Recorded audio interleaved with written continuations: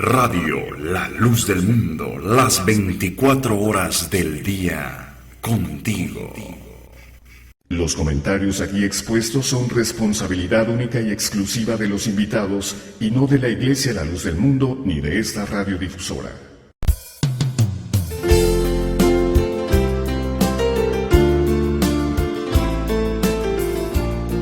Para todo hay tiempo. Ahora es tiempo de escuchar un programa muy especial. El mensaje de salvación que renueva la esperanza del ser humano a una vida mejor. La experiencia de un equipo de profesionales para ofrecerle como resultado un programa con sentido fraterno. La Luz del Mundo Hoy. El programa con sentido fraterno.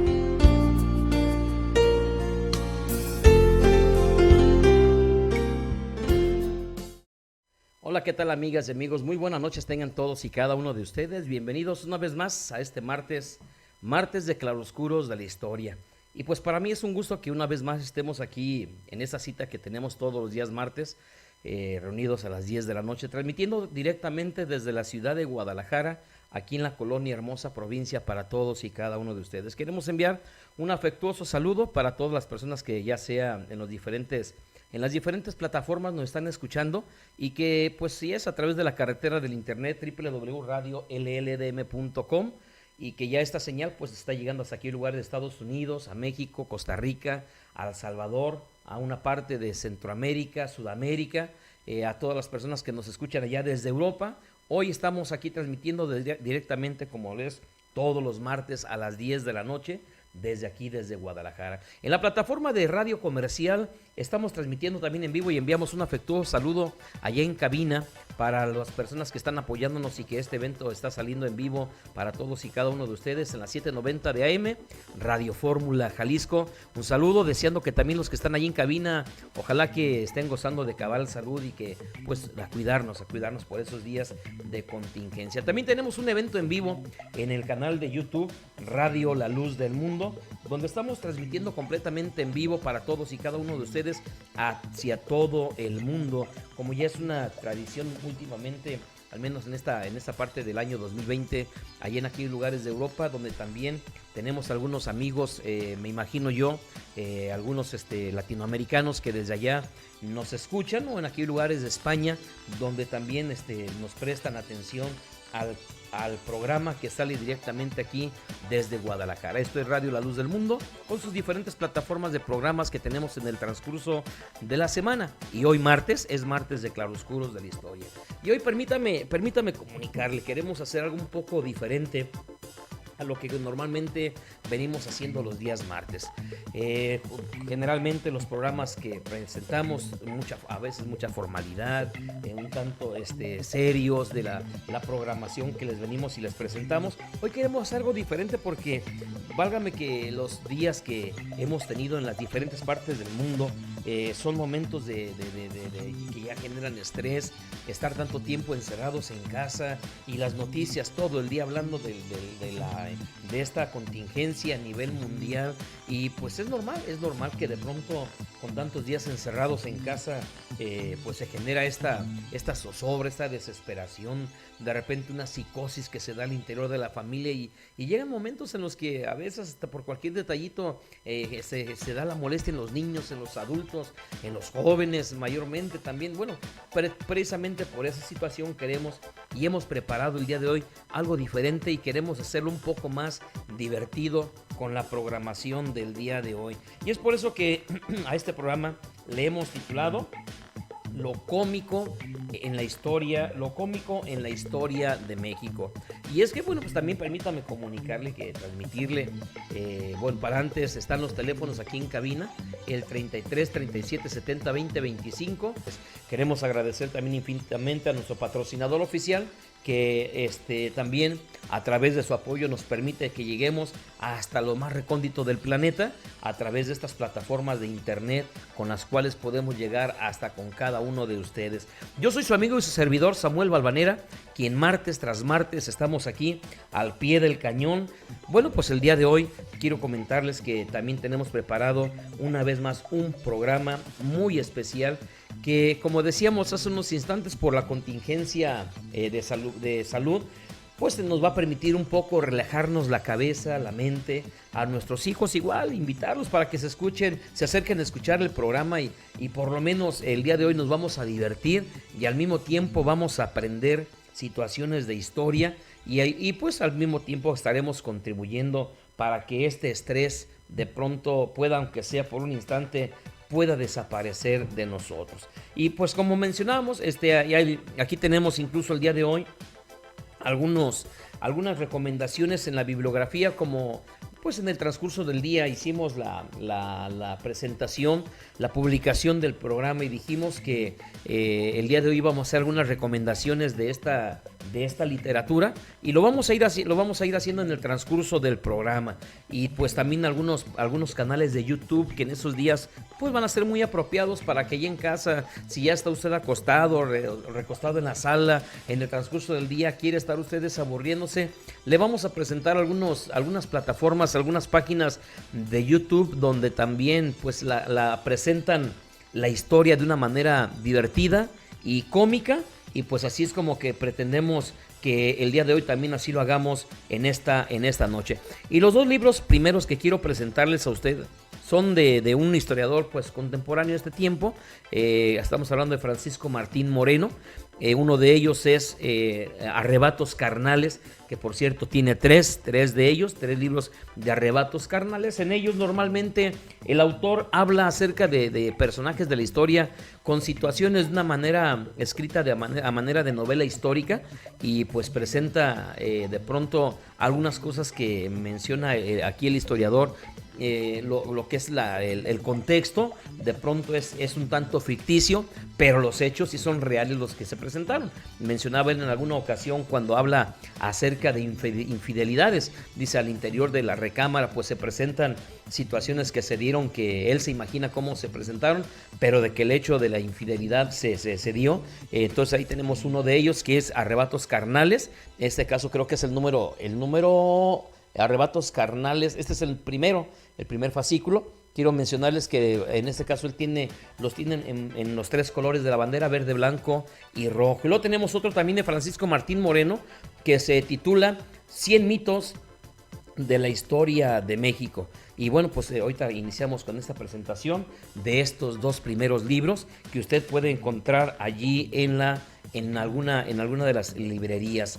Hoy vamos a iniciar primeramente con el primer punto. Cuando hablamos por ejemplo, de las cosas cómicas y curiosas, quienes probablemente los muchachos de hoy en día quizás no tienen idea, no saben, por ejemplo, de lo que para quienes tenemos más de 40, 50 años de edad, era muy común en las escuelas secundarias, en las preparatorias, no se diga en la universidad, que algún alumno tuviera el número de lista, el número 41. El número 41 era un número muy especial para los que de pronto ya somos un tanto avanzados en la edad. Quizás hoy en día los millennials, quizás esto ya no se da. Pero para quienes tenemos una cierta edad de más de 40 años, entre secundaria y preparatoria, cuando la llegamos a cursar la universidad, quienes tenían el número 41 y máxime si era un hombre, pues como que era un número no muy agraciado, porque esto generalmente se asociaba con la homosexualidad. ¿Y qué tiene que ver el 41 con la homosexualidad? Bueno, pues aquí incluso cuando una persona ya cumple sus 40 años y al momento de la fiesta, pues ya son los amigos, los compañeros del trabajo, la broma de que el próximo año, dice el festejado, o si yo cumplía 40 en este año, el próximo año voy a cumplir 42 y el que sigue otra vez 42, a manera de broma, porque el número 41, vuelvo a repetirlo, durante mucho tiempo se dio como si fuera algo relacionado con la homosexualidad. ¿Y por qué motivo acontece esto? Bueno, permítame compartirle la historia de este 41. Suele asociarles en México desde hace más de 100 años con hombres, en este caso homosexuales. Pero en su historia existen detalles que apenas ahora comienzan a revelarse. El origen es un baile en el que estaban participando 42 hombres, realizado la noche del día 17 de noviembre del año 1901. Estos son parte de la historia de México. Esto se encuentra, ahora sí que nunca nos lo mencionaron a nosotros en la escuela, pero se encuentra registrado el día 17 de noviembre de 1901. Había un baile con 42 hombres que estaban participando. No había mujeres. En el centro de la Ciudad de México. La mitad de esos 42 hombres, o sea, 21, estaban vestidos con ropa de mujer y los otros con trajes masculinos. Varios de ellos eran personas, la inmensa mayoría, eran gente adinerada, gente de la política, de la élite social de aquellos tiempos, en la época del Porfiriato, pues.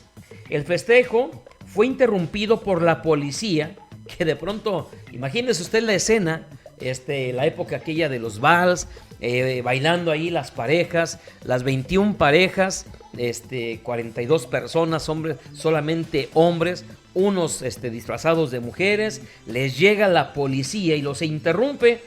Son interrumpidos por la policía, que arrestó a casi todos. Solamente uno logró escapar.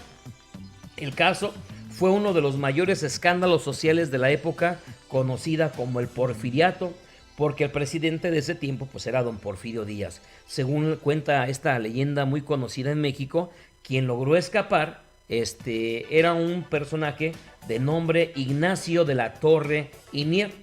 De repente los derechos de autor de la imagen José Guadalupe Posada, bueno, resulta que esta información le llevan al presidente don Porfirio Díaz la lista de las 42 personas que andaban bailando allí.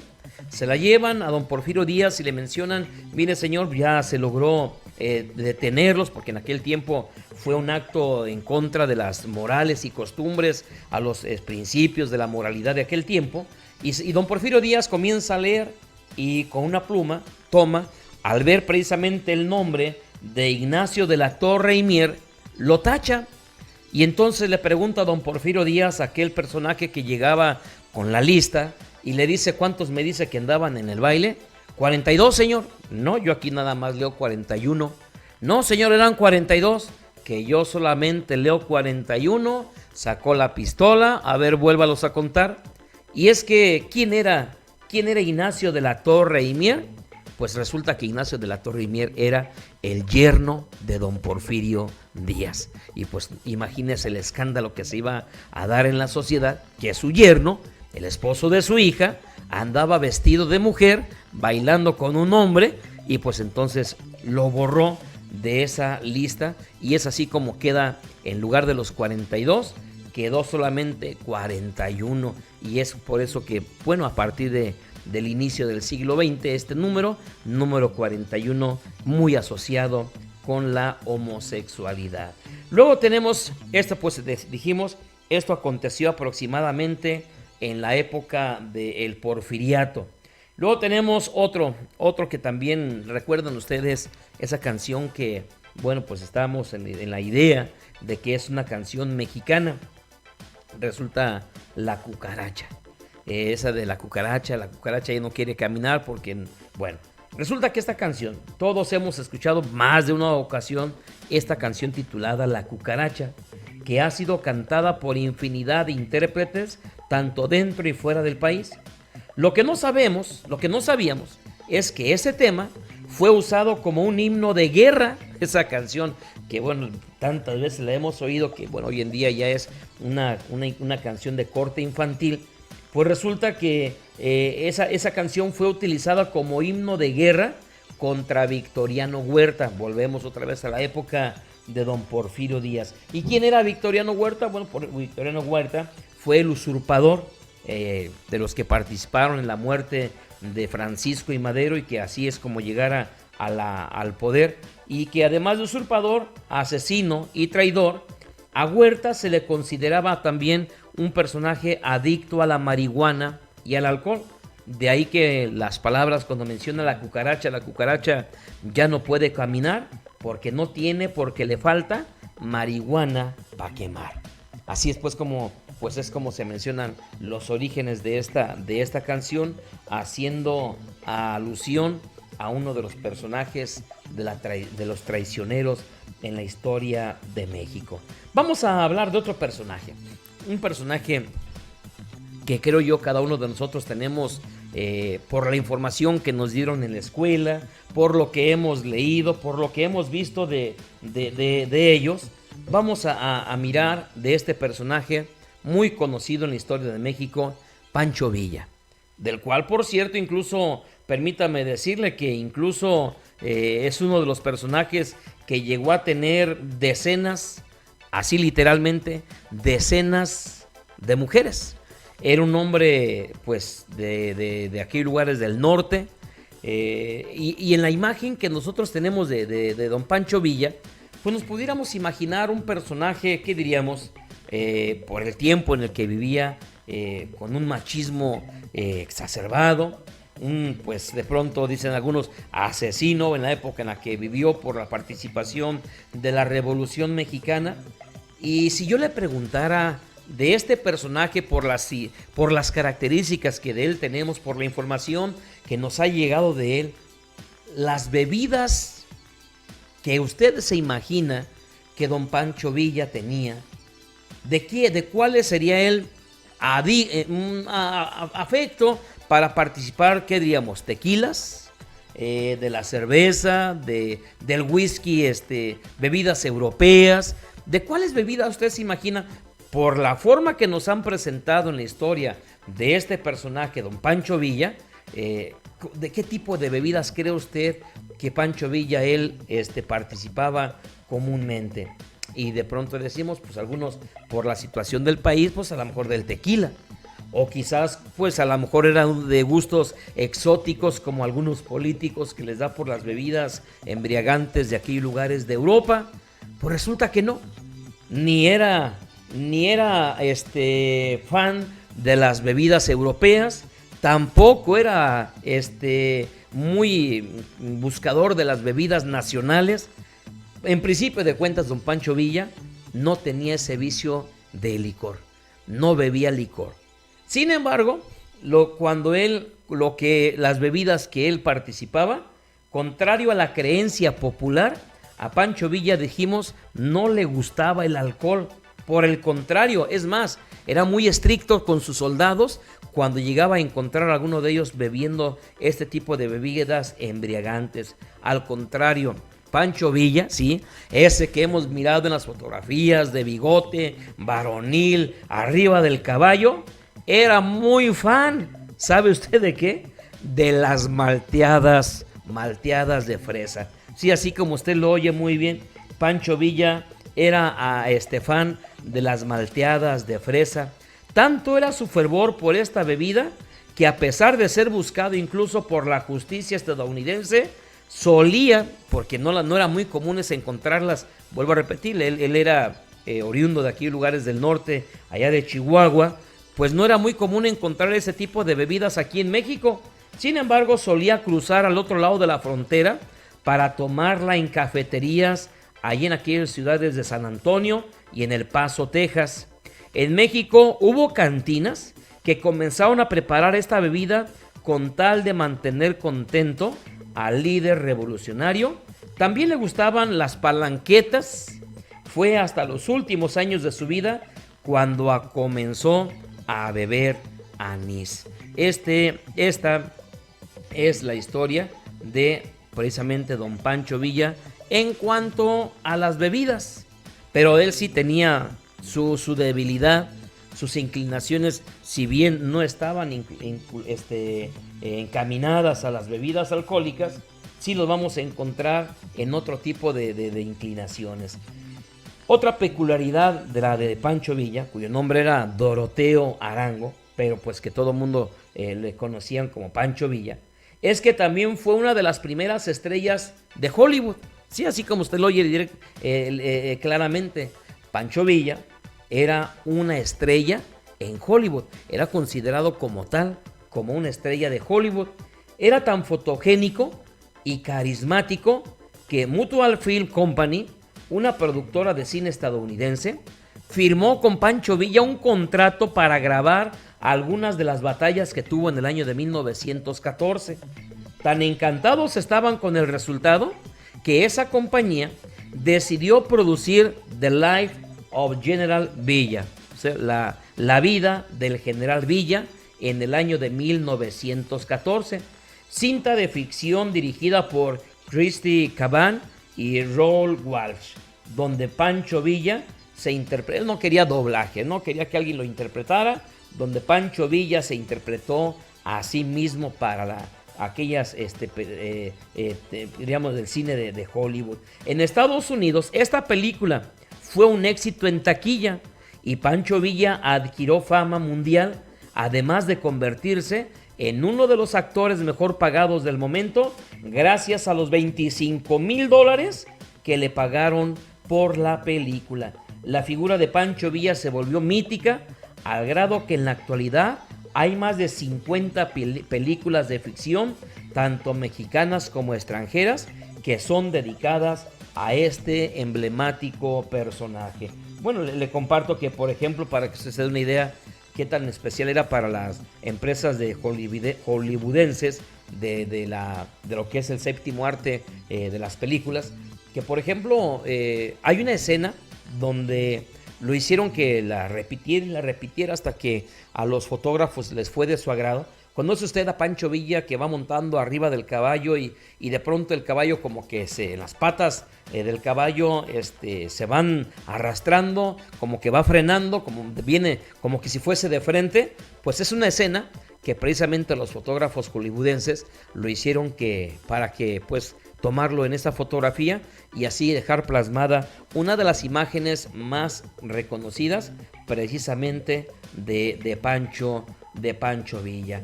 Luego también vamos a encontrar otra de las características, decíamos, en sus debilidades de las esposas, continuando con esta comicidad en la historia de Pancho Villa.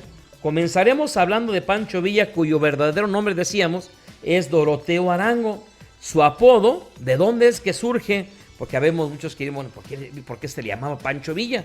Su nombre original era Doroteo Arango, pero el apodo de Pancho Villa lo tomó de un líder de una banda de delincuentes. En aquel tiempo era muy común los bandoleros, que se le llamaba. Este líder de la banda de delincuentes que lo enseñó a leer y a escribir, a pelear y a robar, porque aún quiero mencionarles que Pancho Villa, ya muy adulto, él no sabía ni leer ni escribir. Y que quiero, bueno, aquí hacer un pequeño paréntesis.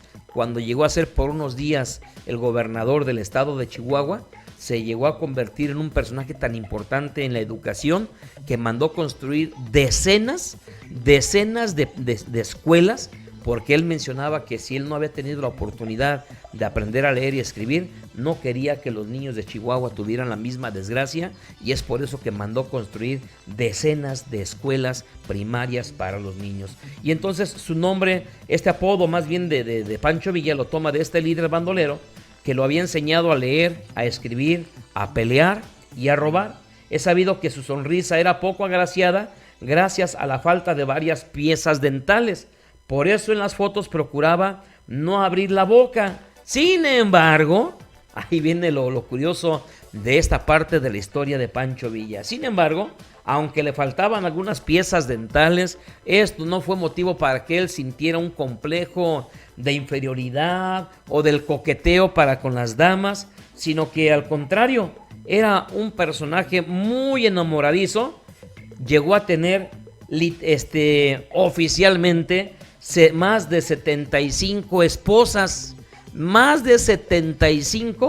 esposas, de las cuales incluso hubo una de ellas con la que él no se había dado cuenta hasta que la esposa se lo menciona, pero resulta que se llegó a casar dos veces con una de ellas, pero pues eran tantas las mujeres que él tenía que ni siquiera se dio cuenta de que se había casado dos veces con este personaje.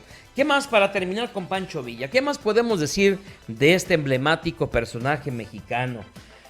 Bueno, mencionaríamos que, por ejemplo, ya una vez que él había fallecido, resulta que en uno de los gobernantes de aquí, lugares de Chihuahua, del ejército más bien, resulta que, bueno, ya Pancho Villa enterrado, había fallecido, Y se encuentra, así como cuando vemos en las películas que aparecen pósters buscando a los bandoleros y que se ofrecían grandes fortunas por estos personajes buscados por la autoridad norteamericana. Y pues claro, aquí los letreros aparecían en inglés, aquí también en México.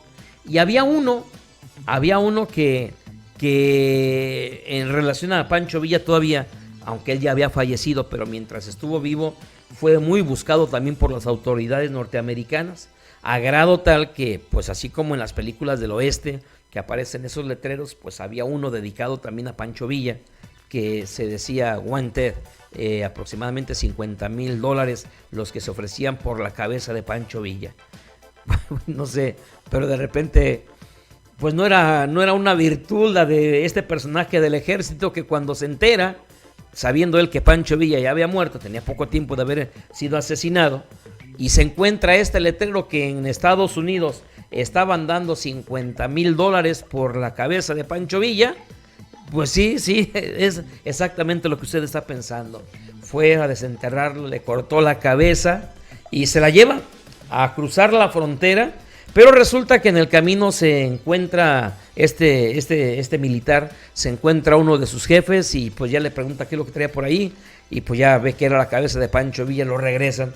A final de cuentas, tengo entendido, la cabeza de Pancho Villa durante mucho tiempo no estuvo pegada, tuvo que enterrarla en otra parte donde se encontraba el cuerpo de Pancho Villa, porque él, pues es que ahí decía, mire, incluso le llegó a ofrecer a aquel jefe militar más de la mitad de lo que estaba ofreciendo el gobierno norteamericano por la cabeza.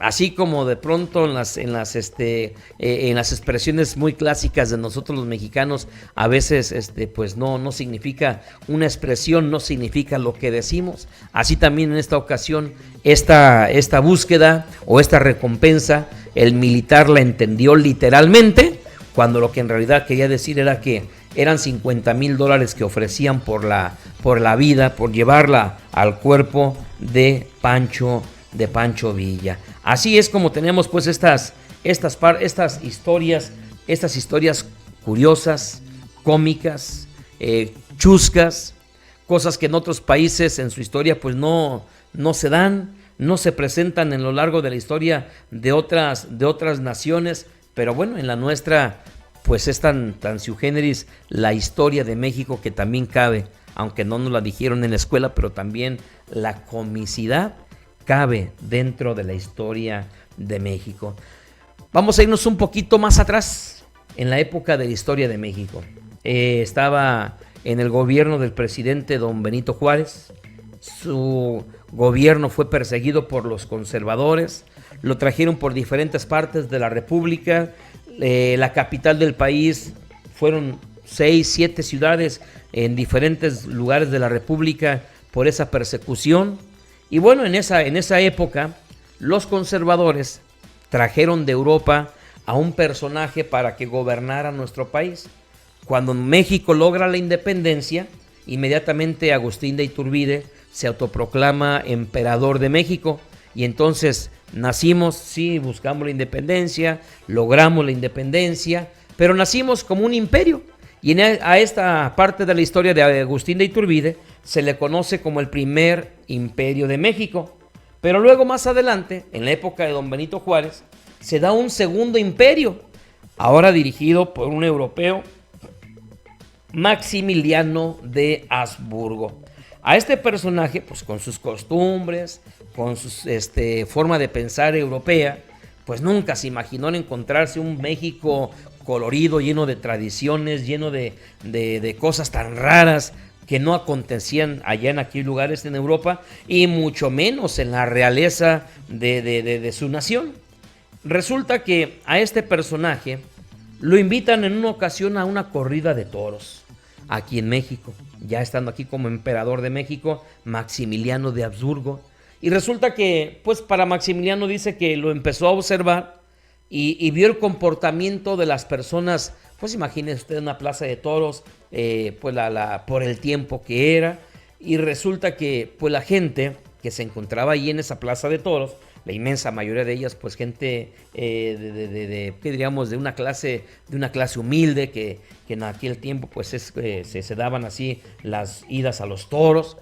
Y resulta que Maximiliano de Habsburgo, yo creo, por la situación como se dan los casos, lo alcanzo a observar como un personaje observador, valga la redundancia, como un personaje que miraba lo que pasaba a su alrededor, aunque estaba presente en un evento, pues ahí digamos, de diversión, pero también estaba analizando la situación.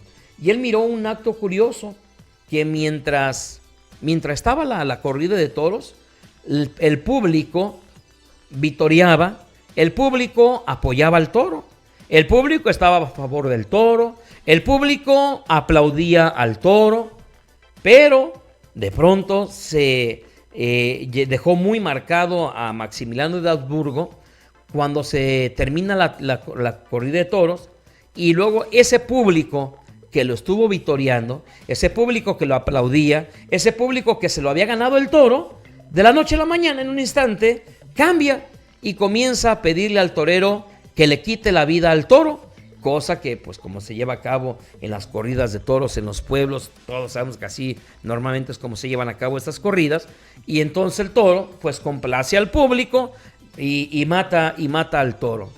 Cuando salen de la corrida de toros, mencionan los historiadores que precisamente a su equipo más allegado a Maximiliano de Habsburgo lo notaron un tanto preocupado, asustado, y le preguntan que qué era lo que tenía. Y es que dice, es que yo vengo asustado, es que esto que pasó aquí al interior de estas corridas de toros, lo veo muy parecido a mi forma de vida, lo comparo conmigo, porque de pronto ustedes fueron a buscarme, me aplaudieron, me dijeron que ustedes me querían, me dijeron que ustedes me admiran, y les dijo Maximiliano, ojalá que no me hagan como al toro, ¿cómo que sí, que de pronto me aplauden y de la noche a la mañana me quieran quitar la vida. Y mire las paradojas de la vida. Precisamente así le aconteció a Maximiliano de Habsburgo. Lo trajeron, lo aplaudieron, lo cargaron, les dedicaron canciones y de pronto le quitaron la vida. Bien, pues quiero mencionarles, vamos a hacer una pequeña corte para los que se encuentran en la radio de 790 AM Radio Fórmula Jalisco, mientras los que estamos aquí en Facebook, los que estamos en YouTube, aquí nos estaremos todavía continuando con estas historias que tenemos de el tema del día de hoy, lo cómico de la historia de México. Para quienes están en la 790 de AM, en la radio vamos a una pequeña pausa comercial. Después de la pausa seguiremos con usted en La Luz del Mundo Hoy. Este mensaje es por su seguridad. Cuando cargue combustible en una gasolinera, verifique que los niveles de aceite, agua y la presión de sus llantas, incluyendo la de refacción, sea la indicada. Nunca se está exento de una falla mecánica. Gracias por escucharnos. Durante estos minutos, La Luz del Mundo Hoy, el programa cristiano de referencia. Bien, pues a los que nos quedamos aquí en Facebook, les agradecemos que estén con nosotros. Estamos el día de hoy, dijimos, pues platicando de un tema un tanto, pues un poco más divertido, más que nos despeje un rato la mente y pues estamos hablando de temas históricos que de pronto en la historia de México nunca nos platicaron. Alguna ocasión le llegué a escuchar a Francisco Martín Moreno que la historia y los personajes de la historia de México nos los han puesto a todos los personajes como que en altares, en algunos nichos muy altos, donde pareciera ser que más bien como en la mitología de los griegos, más que humanos parecen dioses inalcanzables, serios, formales, ni siquiera una sonrisa tienen nuestros próceres de la patria, nuestros héroes, nuestras heroínas, hombres y mujeres, pareciera ser como que no son de carne y hueso, como que si fueran pues espíritus perfectos, pero no, resulta que los personajes de la historia de México también tienen sus cosas curiosas, sus cosas chuscas, de las cuales les vuelvo a repetir, les comparto sobre todo estas que son tres libros, que se titulan los arrebatos carnales, es 1, 2 y 3. Entonces aquí nos encontramos este libro de arrebatos carnales, y bueno, les compartimos que en ellos dijimos, en uno habla sobre las pasiones que consumieron a los protagonistas de la historia de México, donde pues aquí vamos a encontrar cosas, por ejemplo,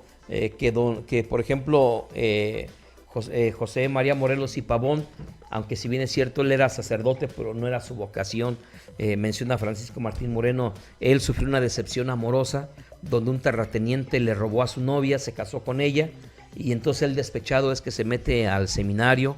El corazón de condominio que tenía don Miguel Hidalgo, que tenía muchos amoríos, que a lo largo de la ruta por la independencia que vino recorriendo, pues dejó muchos hijos regados aquí en esa trayectoria, cuando venía aquí cuando vino a la ciudad de Guadalajara a abolir la esclavitud. Cosas curiosas, y pues todas ellas van encaminadas, como lo menciona el título del libro, arrebatos carnales. Cuando hablamos de una Josefa Ortiz de Domínguez, pues la vemos emblemática, siempre de perfil, con su chongo y su chalina española, con sus peinado a la europea. Una mujer muy implacable, como de muy fuerte carácter, como que si también, pues como decimos en el rancho, como que si no quebrara una taza. Pero pues resulta que doña Josefa Ortiz, en realidad ella en un principio no llegó siendo la esposa del corregidor don Miguel Domínguez, sino que pues era una chiquilla, una adolescente de escasos 14, 15 años, máximo 16, que estando en la casa de Miguel Domínguez, pues ya una persona, bueno, yo todavía sería un joven comparado con don Miguel Domínguez, y bueno, vaya que yo tengo ya 51 años de edad. Don Miguel Domínguez todavía tenía más años, pero vivía su esposa, y pues ya siendo una persona de la tercera edad, y quería, pues como a veces acontece con algunos personajes, con algunas personas, sobre todo algunos hombres, que llegando a una edad ya madura, de repente quieren sentirse rejuvenecidos, como si fueran Drácula, absorbiendo sangre juvenil, y querer o congraciarse a esta muchachita que pues ahí andaba en la casa, en la hacienda de don Miguel Domínguez. Y resulta que, bueno, pues al momento de mencionar la historia, que una de los personajes que más agradeció que hubiera iniciado este movimiento de independencia fue doña Josefa Ortiz de Domínguez, porque ya una vez que muere la esposa del corregidor, ahora sí don Miguel Domínguez se la lleva a vivir como su esposa, siéndole el corregidor de Querétaro. Y pues era un viejito, don Miguel Domínguez, una persona ya de la tercera edad. Y entonces resulta que doña Josefa Ortiz de Domínguez menciona en uno de los libros de Francisco Martín Moreno, pues ella estaba joven. Y por ejemplo Allende, que era un personaje, pues imagínense, joven, guapo, de buen porte, militar, pues empezó a coquetearle, no sé si Allende a Josefa Ortiz o Josefa a Allende, pero total que los dos se enamoraron. Y menciona aquí en uno de los libros de Arrebatos Carnales de Francisco Martín Moreno, que logró quedar embarazada, a grado tal que cuando dio a luz, en esos días en los que estaba ella embarazada, es cuando se da lo del movimiento, que descubren el movimiento de independencia. Y bueno, pues entonces tendrían que pasar algún tiempo, y don Miguel Domínguez, al enterarse pues que ese hijo era imposible que fuera de él, obliga a Josefa Ortiz de que nació una niña de esa relación entre Allende y doña Josefa. Pues entonces, en aquel tiempo donde no había alumbrado público, pues la oscuridad era su principal cómplice que tenían de esta relación entre Allende y doña Josefa Ortiz de Domínguez, de cuya relación menciona Francisco Martín Moreno, quedó embarazada Josefa Ortiz de Domínguez, pero no de don Miguel Domínguez, sino de Allende. Y cuando se entera don Miguel Domínguez, entonces donde se puso bueno, cuando nació una niña, fruto de ese amor o por lo menos, si no es que había amor, de esa relación entre Allende y Josefa Ortiz. Y entonces nace una niña, la cual Miguel Domínguez la obliga a Josefa que fuera a llevarla a un orfanatorio para que ahí la regalara,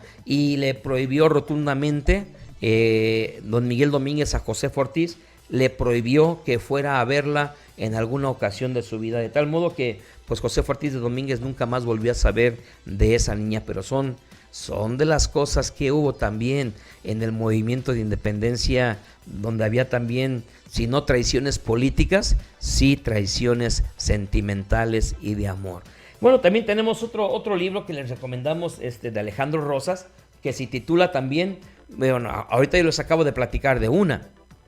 En los de Arrebatos Carnales van a encontrar también amoríos medio raros, como el de Sor Juana Inés de la Cruz, que tenía a un personaje de la realeza en Europa, a una mujer, porque se menciona a Francisco Martín Moreno que ella practicaba el homosexualismo, y que bueno, pues entonces allí en el convento es cuando venía aquella persona, aquella mujer de los imperios de Europa, venía, buscaba a Sor Juana Inés de la Cruz, y esos hermosos poemas que Sor Juana Inés de la Cruz escribía eran precisamente dedicados a este personaje europeo.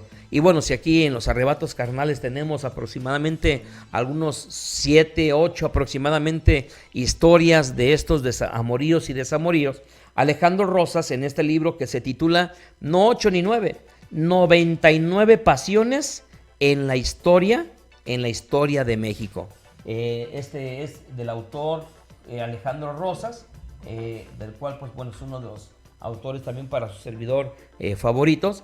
Y tenemos otro, ahí sí me van a disculpar el que no se los mencione, no sé si se puede hacer con una toma más cercana.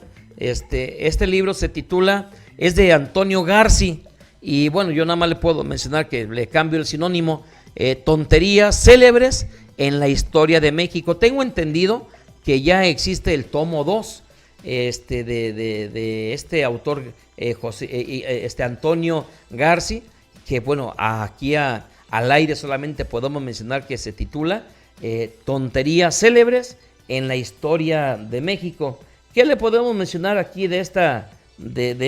Bueno, se me pasó mencionarle otra más de Maximiliano, cuando nos íbamos a ir a la pausa comercial. Esta historia de Maximiliano también, cuando en una ocasión resulta que le preparan el alimento, ya está allí el libro de Antonio Garci, libro que yo calculo andará entre 150 180 pesos. El que ya sí se me hizo un poquito más caro fue el segundo tomo, ya no alcanzamos a comprarlo en la FIL aquí en Guadalajara.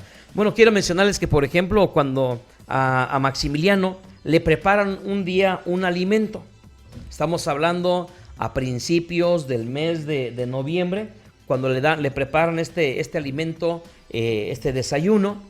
Y bueno, pues como era la costumbre en la realeza, usted ya ha visto en las películas que a veces con las charolas, las cubiertas que les ponen para llevar el alimento, le ponen el platillo a Maximiliano en la mesa. Una vez que termina de comer, pues le llevan el postre. Y oh, sorpresa para Maximiliano, una sorpresa más. Resulta que al momento de destapar aquella charola, de postre estaba un cráneo de azúcar. Y lo que espantó a Maximiliano, que casi lo tumba de su silla, es que en la frente decía, aquel cráneo de aquella calavera, decía Maximiliano. Con lo que ya se había visto él en la corrida de toros, donde al toro le aplaudían, le bailaban, le gritaban, lo apoyaban y le gritaban porras, y el rato de pronto ya estaban pidiendo la muerte, y decía Maximiliano de Habsburgo, no vaya a ser así conmigo. Pues él se queda con esa espinita, imagínese usted, y luego se levanta un día de esos y resulta que para los días de muertos, pues le llevan un cráneo, lo que nosotros conocemos como las calaveritas de azúcar. Y él se asusta, se molesta y exige una explicación qué significaba esto, porque en los antecedentes de él significaba que le estaban avisando la muerte con el nombre de la persona a la que iban a asesinar, hasta que los meseros pues se rieron de de la escena y ya le explicaron, no señor, fíjese que aquí en México tenemos esta tradición, el Día de Muertos, esta le llamamos calaverita, es de dulce y se le llega a poner el nombre de las personas, y en esta ocasión pues quisimos darle de postre esta calaverita para usted y con el nombre de Maximiliano en aquella calaverita. Bueno, pues esto fue lo que quedara para el anecdotario de lo cómico de la historia de México. ¿Qué más podríamos analizar? ¿Para qué más nos ajusta la historia de México? Usted, desde que iba a la primaria, desde que estábamos en la primaria, como que más conscientes en la primaria, todos nos acordamos que más de alguna ocasión nos tocaron los honores, y cuando nos tocaban en el mes de septiembre y a nuestro grupo teníamos que dar las efemérides de la semana, y llegábamos, si es que nos llegó a tocar alguna ocasión, la representación de don Miguel Hidalgo, el padre de la patria. Y usted recuerda, cuando estábamos en la primaria, pues ya ahorita usted con más conocimiento, ¿cómo es la imagen que tiene usted de don Miguel Hidalgo? ¿Qué imagen tiene en su mente grabada? Y no sé si me permita, pero pues de pronto en el calzado unas botas negras muy altas que llegaban casi hasta la rodilla, porque así lo mirábamos en las biografías, en aquellas láminas que como no teníamos internet nosotros, no existía el internet para buscar la biografía de don Miguel Hidalgo, teníamos que ir a comprar láminas o biografías. Y bueno, en el vestuario, pues lo traemos a la memoria con aquella vestimenta de sacerdote. Su rostro, un rostro blanco, de canas, de cabello largo, y pues con una parte de calvicie en la parte superior de la cabeza de don Miguel Hidalgo. Pues ¿qué cree? Que a nosotros pues nos mintieron vilmente. Nunca nos imaginamos que esto ya hasta cuando de pronto uno crece, comienza a buscar, a leer y encontrar literatura. Pues resulta que ese no es el rostro de don Miguel Hidalgo. La que conocemos no es la persona del personaje original.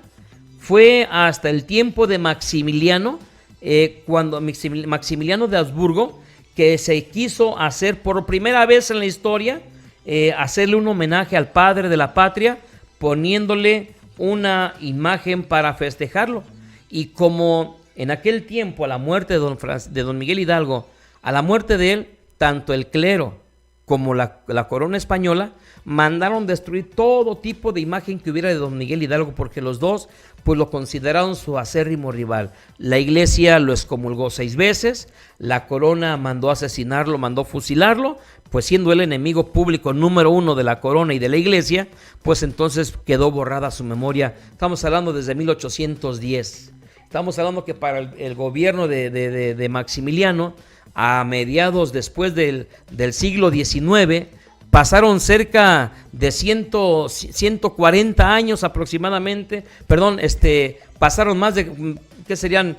50 años aproximadamente transcurrieron, y bueno, ya la imagen de don Miguel Hidalgo, pues nadie la conocía, no había algún estandarte, alguna bandera, alguna imagen, algún cuadro, algún óleo, y entonces Maximiliano manda a traer uno de sus personajes venidos de Europa, y entonces ese rostro de ese europeo es el que se quedaría como el modelo de la imagen de don Miguel Hidalgo.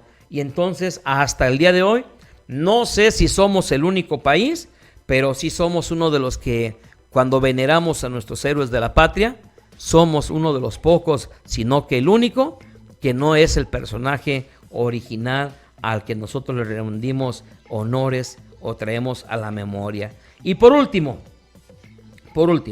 unos nombres de algunos personajes que a ver si los conocen. ¿Identifican ustedes quién fue Gregorio Antonio Francisco Ignacio Igallaga Mandarte Villaseñor? Así era el nombre. Y todavía me hace falta 2, que es con lo que nosotros lo conocemos. Otra vez, don Gregorio Antonio Francisco Ignacio Igallaga Mandarte Villaseñor. No era otro más que don Miguel Hidalgo. ¿Conoces a Ramón Adauto Fernández y Félix? Otra vez, José Miguel Ramón Adauto Fernández y Félix. No era otro más que don Guadalupe Victoria. O por ejemplo, José Teclo, bueno, ya con estos que voy a mencionar lo vas a identificar. El nombre completo es José María Teclo Morelos Pavón y Pérez, ¿sí? Don José María Morelos. ¿O sabes tú quién fue Crescencia Ortiz Telles Girón? Crescencia Ortiz Telles Girón no era otro personaje más que doña María Josefa Ortiz de Domínguez, pues. María Josefa Crescencia Ortiz Telles Girón. Tenemos a otro personaje que se llamó Antonio de Padua, María Servando y Pérez de Lebrón. Un personaje conocido por todos nosotros, vuelvo a repetirles, Antonio de Padua, María Servando y Pérez de Lebrón. Este es el conocido Antonio López de Santana. Y últimos dos, ¿sabes quién fue Ferdinand Joseph? Pues más que nada que Maximiliano de Habsburgo. Y tenemos al otro, José de la Cruz Díaz Mori. José de la Cruz Díaz Mori, pues es el personaje de la época del Porfiriato, nada más y nada menos que don Porfirio Díaz. Y por último, de las cosas curiosas de nuestra historia, pues permítame compartirles que también cuando nos dicen que el primer papa del continente americano fue Francisco, pues permítame decirle que no. El primer papa del continente americano fue en el año de 1924. Él creó la Iglesia Católica Mexicana. Su nombre era Joaquín Pérez y era sacerdote, más conocido como Eduardo I, el Papa de México. Que, bueno, si bien es cierto, no pertenece a la Iglesia Católica Apostólica Romana, sí él se deslinda de la Iglesia Católica Apostólica Romana en la época, ya cuando estaba a punto de iniciar la Guerra Cristera. Bueno, pues entonces aquí él se queda y se autonombra como Eduardo I, el Papa de México. Pues como lo vuelvo a repetir y lo dijimos al inicio del programa, ven cómo la historia de México, la historia en sí no tiene por qué ser aburrida. Nos han platicado y de pronto nos hicieron a veces malos maestros o maestras, nos hicieron que aborreciéramos la historia. Pero bueno, la historia también tiene una cara diferente cómo narrarse y encontrarle cosas curiosas como lo que hoy hemos platicado en esta noche, lo cómico en la historia de México. Yo soy Samuel Valvanera y le agradezco su fina atención, que nos haya acompañado una vez más en esta noche de martes de claroscuros de la historia, y agradezco infinitamente a nuestro patrocinador oficial que nos ha permitido llegar hasta con cada uno de ustedes. No me resta más que agradecerles el favor de su atención. Muchas gracias, buenas noches y que Dios los bendiga. Para todo hay tiempo.